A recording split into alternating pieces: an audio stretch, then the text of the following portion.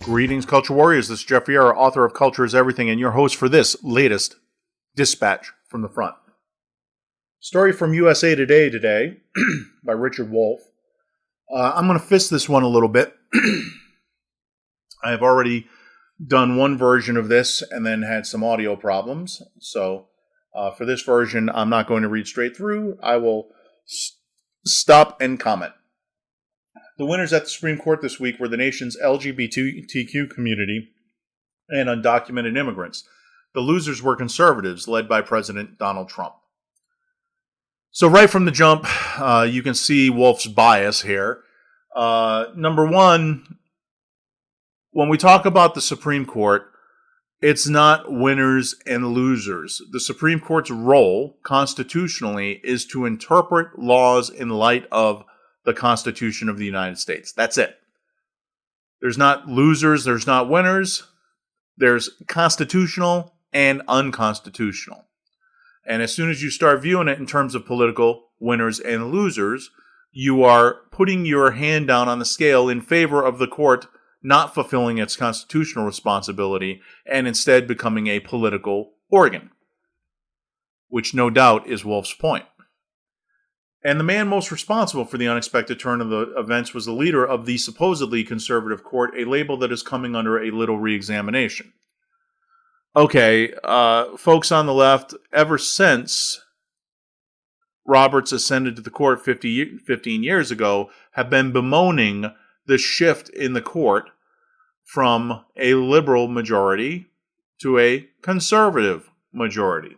Now, again, those labels shouldn't count for a hill of beans because the goal, the objective of a Supreme Court justice is merely to interpret the law in light of the Constitution. So this victory lap that Richard Wolff is taking for members of his ideology, hard to guess which that is a little bit much. He doesn't understand the Constitution and the Supreme Court. John Roberts, the Chief Justice of the United States, was in the majority in both cases, along with all four of the court's liberal justices. Now, mind you, whenever the four justices considered to be conservative vote together, that is considered to be a conspiracy. The fact that all four liberal justices overwhelmingly vote in lockstep, however, is just the way things are. In delivering the 1-2 punch to the president and his base, Roberts served notice that he can be either side's punching bag. Okay, that sentence makes no sense whatsoever. So if Roberts delivered a 1-2 punch to the president and his base, how does it serve notice that he can be the punching bag of the liberal side? Well, it doesn't. They haven't used him as a punching bag. Ever since his confirmation hearing, Roberts has been something of a hero to the left. In 2010, he voted with conservatives in the Citizens United versus the FEC to allow unlimited independent spending by corporations in elections. Liberals are still seething. No, they're not. No, they're not. You can see in the parade of corporations rushing to embrace the Marxist organization Black Lives Matter in the wake of the George Floyd killing, you can see that liberals call the tune at many a corporation. So how is it that they would be angry that Facebook can spend all the money it wants on Democrats? They're not. They're offended that some corporations are not dominated by the left. That's certainly true.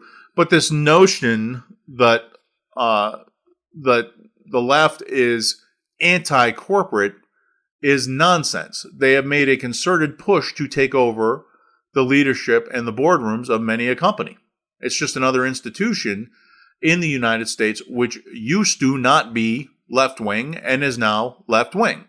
John O'Sullivan, the late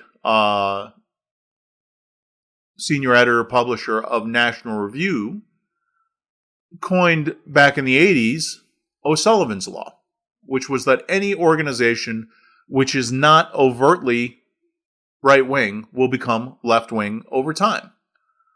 That law has proven to have the same validity as the theory of gravity, at least in recent history.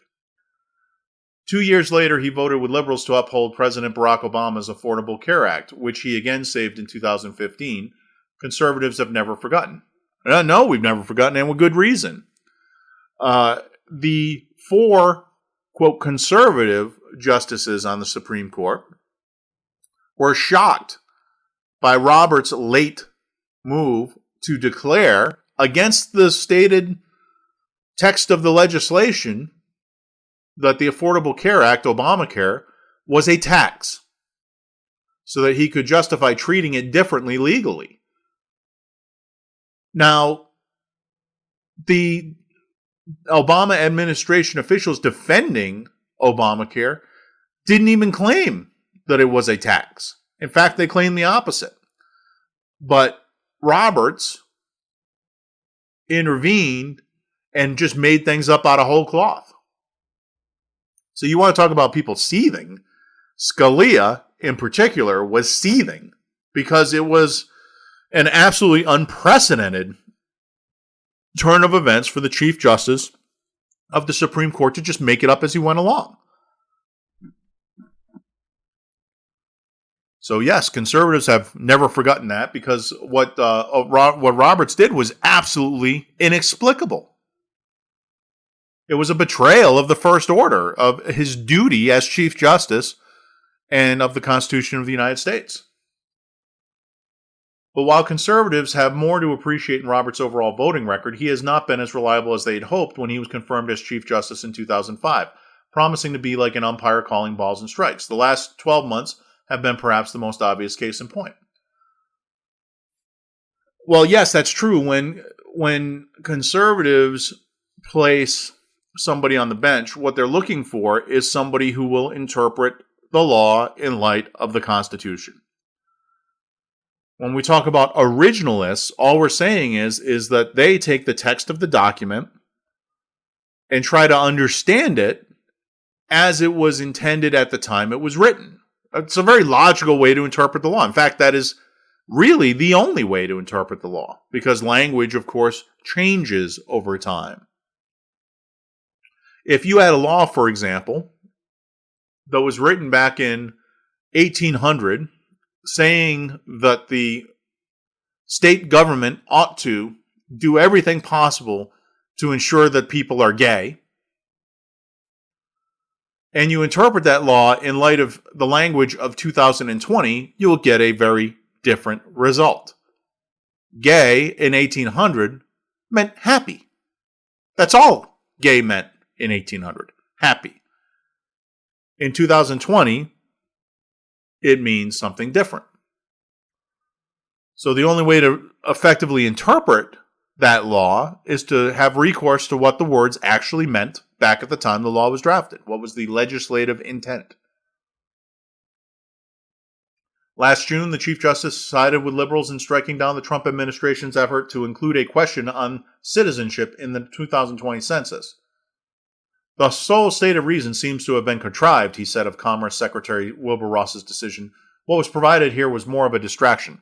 This is another inexplicable decision on Roberts' part, because the census had always included that question. Why did the census include that question? Because the purpose of the census is to count citizens. It's to determine apportionment. And so we have to know how many American citizens there are and where they are in order to do useful things like assign a state the number of House seats it gets. House seats are based on population. So we don't count foreigners, non-citizens, in those numbers. It makes no sense to do so. We're looking at American citizens. And so when you have large numbers of non-American citizens living in households, you have to ask the question. Otherwise, you're going to count wrong, and the whole purpose of the census will have failed. The census is not supposed to be a political thing. It's supposed to be a mere actuarial counting of citizens. So when he says the reason seems to have been contrived, he's absolutely full of it, as usual. In April, he and Associate Justice Brett Kavanaugh joined the liberal justices in jettisoning a case that a guns rights groups had pursued in order to bolster the Second Amendment. Earlier this month, his court turned away a bevy of other challenges to states' gun restrictions. We don't need to bolster the Second Amendment. The Second Amendment, like all other amendments, needs to be followed. It's very clear. And the fact that Chief Justice Roberts continually decides to not rule on it is a way of undermining the Second Amendment. What happens is lower courts feel emboldened, and then they make decisions to uphold laws that clearly conflict with the Second Amendment of the United States. And so the aggrieved parties who have had their rights taken away bring a case and pay for it to go all the way to the Supreme Court. And then Judge Roberts, in collusion with those who don't want the Second Amendment to be enforced, simply turns them away. That is how it actually works. It's another example of his perfidy and dishonesty. Then this week, Roberts sided with Associate Justice Neil Gorsuch and the liberals in ruling that a federal law banning sex discrimination in the workplace applies to sexual orientation and gender identity. That was followed by Thursday's opinion, which he wrote, saving Obama's Deferred Action for Childhood Arrivals, DACA, program for undocumented immigrants, brought to the United States as children. Yeah, those are two more outrages. The law in question was based on the 1964 and 1965 Civil Rights Acts. Those did not include, they didn't say a thing about transgendered or sexual orientation. They were about race. And so for Roberts to insist, along with Gorsuch, that, well, no, but it means sexual orientation, they're just inventing stuff. If you want that to mean sexual orientation, and you want that to mean transgender, then write a law and pass a law through Congress making that federal law. It's that simple. That's the way the Constitution works. You don't do end around the Constitutions by having justices write the law for you, which is what was done here. A very similar thing with DACA. DACA was actually implemented via executive order. Now, the precedent has always been that an executive order lasts perhaps as long as the term of the chief executive, the president. But because it's not a law, it can be repealed by another executive order. And this is done all the time. The first thing a president does when they assume office, often, is they get rid of the executive orders, they repeal the executive orders, or replace them, of their predecessor. Happens all the time. That's all Trump did. And yet now, it's considered that you have to have extra special justification for doing that. Well, that's total nonsense. There's no basis for that in the Constitution whatsoever.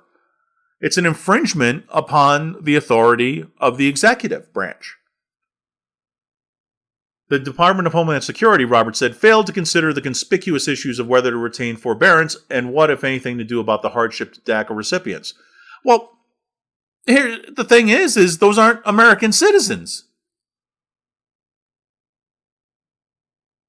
And so who is John Roberts to say that the Department of Homeland Security has to jump through any of those hoops whatsoever? It's a usurpation of the authority of the executive. John Roberts is not an elected official. Where does he get off constantly assuming the powers of the Congress and assuming the powers of the presidency, both of which are elected by the American people? It's absolutely outrageous. And yet USA Today waves the flag because Roberts is their creature. Conservatives in and out of Congress were apoplectic. If Justice Roberts wants to be a politician, he should resign and run for office, Senator Tom Cotton of Arkansas tweeted. The most disappointing week at SCOTUS in years, tweeted Josh Hawley, Republican from Missouri, who once served Roberts as a law clerk at the High Court. Judging is not a game. It's not supposed to be a game, Senator Ted Cruz, Republican of Texas, intoned on the Senate floor. Don't you love how, other people say things, but people they don't like intone things? Just another thing. Whenever you read some of these guys in the press, it's like reading Pravda or Izvestia, right? You gotta be able to read behind the lines, if you will. But sadly, over recent years, more and more, Chief Justice Roberts has been playing games with the court to achieve the policy outcomes he desires. That is absolutely a fact. Period. That is the truth. After 15 years at the court's helm, however, the 65-year-old Roberts is accustomed to the criticism. Oh, well, that's mighty big of him. When you live in a politically polarized environment, people tend to see everything in those terms. He told about 2,000 people. Notice he told. He didn't intone. He didn't pontificate. He told. That's not how we at the court function. To label Roberts a closet liberal, on the other hand, would be a colossal mistake. Yes, it would. He's not a closet liberal. He is a liberal. He is a creature of the left. He is dancing to their tune. Whatever his personal beliefs are, I don't think the man has any personal principles. He is doing the bidding of the left in the United States of America. Period. End of story. That could be Obama. That could be Clinton. That could be George Soros pulling the strings. But he is ruling with the most ridiculous lack of logic in their favor. You have to understand that the four left-wing justices, there is a certain logic to their opinions. It's not right. They're not applying the Constitution at all. What they're doing is they're aggregating federal power for the progressive end. That is the inherent logic in what they're doing. And their decisions, even though they're built on bubbles and very narrow kind of reasoning, their decisions reflect that. There is a method to their madness, which you have to grant them. In 2013, he wrote the 5-4 decision striking down the key section of the Voting Rights Act, casting aside federal oversight of racial discrimination in elections. 5 years later, he wrote the 5-4 decision upholding the version of Trump's travel ban against several majority Muslim nations, who we were at war with, by the way. Let's not forget that. You remember 2001, September 11th? Do you remember the Twin Towers being blown up? Do you remember the endless acts of terror before that and the lead up and the 1 cent? We were actually at war with these people. Last year, he wrote the 5-4 ruling that gave state legislatures unfettered freedom to, and I apologize here because the line is cut off. I can't read it.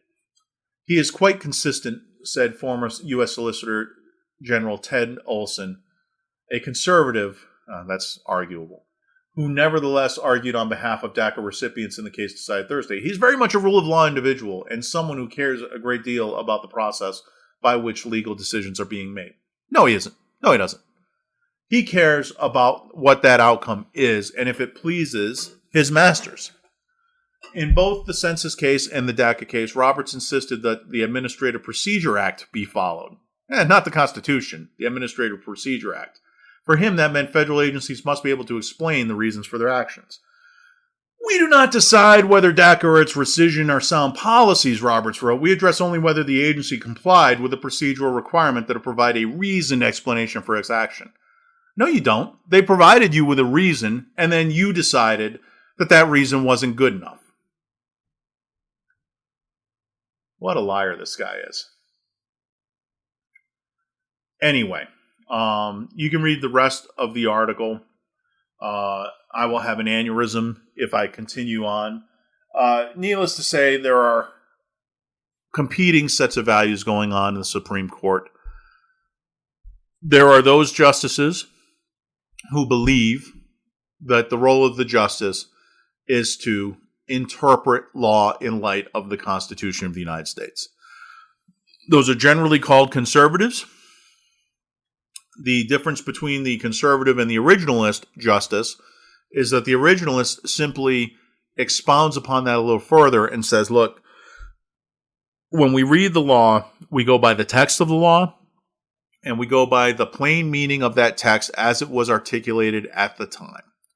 So that means what was written down in law as it was meant at that time, and when we say mean here, we don't mean, excuse me, the cosmic potential, perhaps they had this in mind. All we mean is that when you use a word, that common meaning for that word is how we interpret it at the time that the legislation was actually written. Because in some cases, they're looking back a couple hundred years. Words, meanings change over time. So the originalist seeks to honor what the legislation was attempting to do. The liberal judge, the leftist judge, is attempting to achieve an ideological aim, the progress of history, being on the right side of history, whatever that means. But they're trying to achieve their ideological ends, and they're just looking for any justification to uphold legislation that they consider to be congruent with that, and to oppose any legislation that doesn't. And then you have Roberts, who does what he's told by whomever is pulling his strings. That is about the long and the short of it. Have a great day, and hope everyone had a wonderful Father's Day.